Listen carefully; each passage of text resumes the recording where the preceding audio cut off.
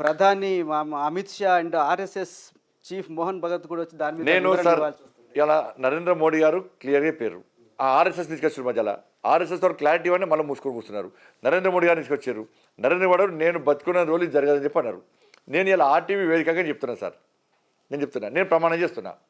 నేను ఒక ఇంతకుముందు ఎంపీనే కదా సార్. నేను ఒక జాతీయ ప్రధాన కార్యదర్శినే కదా. నా మాటకు అంత లేకుండా ఇంత అని విలువ ఉంటుంది కదా సార్. ఇలా నేను ప్రమాణం చేస్తున్నాను సార్. మీరు ప్రమాణం చేసి చెప్తారా? పక్కా. మోడీ ప్రభుత్వం వచ్చినా కూడా రాజ్యాంగాన్ని మార్చారు, రిజర్వేషన్ పోవని చెప్పి సార్ నేను చేసిన ఇప్పుడు చేస్తున్నా. చేయండి సార్. నేను దేవుని ప్రమాణం చేసి చెప్తున్నా. 80% రిజర్వేషన్ విధానాన్ని 80% రద్దు చెయ్యము. ప్రసక్తే లేదు. ఇది చేసిన ఇలా కాంగ్రెస్ పార్టీ నాయకులు మీరు ఆర్టీవీ పిలిపించి అట్లా రద్దు చేసే ప్రయత్నం జరిగితే రద్దు చేసే ప్రయత్నం మీద కూడా మీరు తిరుగుబాటు పక్కా తిరుగుబాటు చేస్తా. అసలు రాజకీయాలు కూడా బయటకే యుద్ధం చేస్తాను. నేను దేవుని మీద ప్రమాణం చేసి చెప్తున్నా.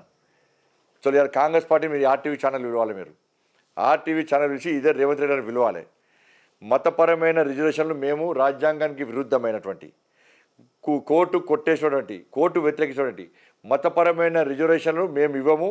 ఇచ్చి బీసీ ఎస్సీ ఎస్టీలో పుట్టగొట్టమని చెప్పి ప్రమాణం చేసే దమ్ము మీకుందా సార్? రమ్మని చెప్పండి. ఇలా నేను ప్రమాణం చేసిన. ఇలా 4% రిజర్వేషన్ ఇచ్చేసారు. ముస్లిం సార్ కూడా ఇచ్చారు సార్. ముస్లింలను బీసీలుగా మారుస్తూ 4% రిజర్వేషన్ ఇచ్చారు. ఇవాళ హైదరాబాద్లో అంతకుముందు జిహెచ్ఎంసీ ఎన్నికల్లో దాదాపు 25 మంది హిందువులైనటువంటి బీసీలు ఎంపీలు కార్పొరేటర్ గెలవాల్సిన స్థానాల్లో ఎంఎం పార్టీ గెలిచిండు. దాని మీద కాంగ్రెస్ పార్టీ సమాధానం చెప్పండి. మరి బీసీ ఎస్సీలకు అన్యాయం జరిగిందా లేదా? మరి దాని గురించి ఎందుకు మాట్లాడలేరు వాళ్ళ?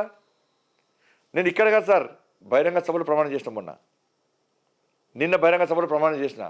ఇప్పుడు ఆర్టీవీ వేదికగా ప్రమాణం చేసిన. కాంగ్రెస్ పార్టీ విషయాలు ప్రమాణం ఇది వాస్తవం అనుకోని చెప్పండి సార్.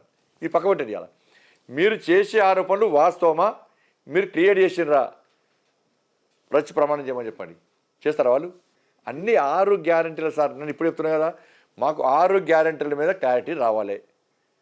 దాని మీద ఎన్నికలకు రావాలి. 6 గ్యారెంటీలు అమలు చేయలేకపోతే ఆగస్టు 15 లోపు చేయకపోతే రాజీనామా చేస్తానని కూడా ముఖ్యమంత్రి చెప్తున్నాడు కదా. 2 లక్షల మాఫీ ఇస్తానన్నాడు సార్. ఇప్పుడు సార్ తరుగుతాలు తేమ లేకుండా కొనుగోలు చేస్తే 500 రూపాయల బోనస్ ఇస్తే రాష్ట్ర ప్రభుత్వం అయ్యే ఖర్చు ఎంత అంటే అదనపు భారం పడేది అంటే 5,500 కోట్లు రాష్ట్ర ప్రభుత్వానికి. రుణమాఫీ చేస్తే 30,000 కోట్లు అవసరం ఉంటుంది.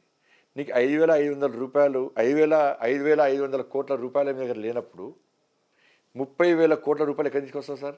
తెస్తానంటున్నాడు కదా. మీకు అది ముహూర్తం ఏంటి సార్? ఇప్పుడు ఏంది ఇప్పుడు నేను దేవుడు అంటారు. మరి లాస్ట్కు ఆయనకి దేవుడే దిక్కండి కదా రేవంత్ రెడ్డి గారికి.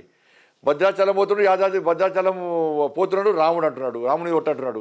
యాదాద్రి పోయి లక్ష్మీనరసింహస్వామి ఒట్టంటున్నాడు, ఆలంపూర్ పోయి అమ్మవారి మీద ఒట్టాడు. మరి దేవుడే దిక్కండి కదా ఆయనకు. ఇవాళ ఏంది అంటే 6 గ్యారెంటీలు అమలు చేసే స్థితిలో కాంగ్రెస్ పార్టీ లేదు. కాబట్టి ఈ ఎన్నికల తర్వాత స్థానిక సంస్థలు ఎన్నికలు పెడతారు. రైతులు ప్రజలు తిరగబడతారు. ఫలితాలు రావు. కాబట్టి ఈ లోపల ఈ ఎన్నికల ఓట్లు వేయించుకోవాలి, స్థానిక సంస్థల ఎన్నికల ఓట్లు వేయించుకోవాలి. ఆ భస్మాసుర రాస్తాం ప్రజల చెందెత్తి మీద పెట్టాలి. కథం మళ్ళీ లాపత్తి లేకుండా విక్టర్ అయిపోయి అవసరం వస్తే చేస్తారు. అప్పుడు తాత్కాలికంగా ఏదో వేసి అది చేస్తారు. ఇంకా ఎక్కువ వ్యతిరేకత వస్తే ముఖ్యమంత్రి మారుస్తారు. బీజేపీ అభివృద్ధి ఎజెండా వదిలేసి దేవుడు అక్షింతలు ప్రసాదాలు పంచితే పేదల కడుపు నిండుద్దా అని చెప్పేసి కేసీఆర్ అడుగుతున్నాడు, రేవంత్ అడుగుతున్నాడు. ఆయన మందు తాగితే కడుపు నిండుతారు సార్? మందు తాగాలి. ఆయన ధ్యాస అంతా మందు మీదనే. ఇవాళ ఒక్కరు సార్ 500 సంవత్సరాలుగా ఈ దేశంలోని హిందువులు ఎదురు చూడాలి అద్భుత సన్నివేశం ఎదురు చూస్తూ ఉన్నారు. రాముడు జన్మించిన స్థలంలో అయోధ్యలో రామ మందిరం నిర్మాణం జరగాలని గౌరవ సుప్రీంకోర్టు తీర్పు ఇచ్చిన తర్వాత రామ మందిరం నిర్మాణం జరిగింది. ఇది భారతీయ జనతా పార్టీ నిర్మాణం చేయలే, నరేంద్ర మోడీ గారు సొంత పైసలతో చేయలే. మాకు స్వార్థం ఉంటే అట్లా చేసేవాళ్ళం. ఈ దేశంలో ఉన్నటువంటి ప్రతి హిందూ భాగస్వామ్యంతో అలా రామాలయ నిర్మాణం జరిగింది. ప్రతి హిందూ కూడా ఈ దేవాలయం నాది అని చెప్పుకోవాలి, అటువంటి గర్వంగా ఫీల్ అవ్వాలని చెప్పి ఒక ఆలోచన జరిగింది. దాని తర్వాత ప్రాణ ప్రతిష్ఠ కార్యక్రమం సందర్భంగా అక్షింతలు వచ్చినాయి. ఏమంటారు సార్? అవి రేషన్ బియ్యం అంటున్నారు. మీరు గుడి పోతారు సార్, గుడి పోతే అయ్యగారు అక్షింతలు వేస్తే ఇవి రేషన్ బియ్యమా, బాస్మతి బియ్యమా, జయశ్రీరామ్ బియ్యం అంటారా సార్? ఏమంటారు? బియ్యమే. కానీ కళ్యాణం కాకముందే మీరు అక్షింతలు ఎట్లా వచ్చినాయి? కళ్యాణం కాకముందే అక్షింతలు, కళ్యాణం వేయడానికి అక్షింతలు ఇస్తారు. అది వాళ్ళకు ఎవరు చెప్పింది సార్? వాళ్ళకు అసలైన తొలి వెలుగు. ఫాలో వాట్సాప్ @తొలి వెలుగు official.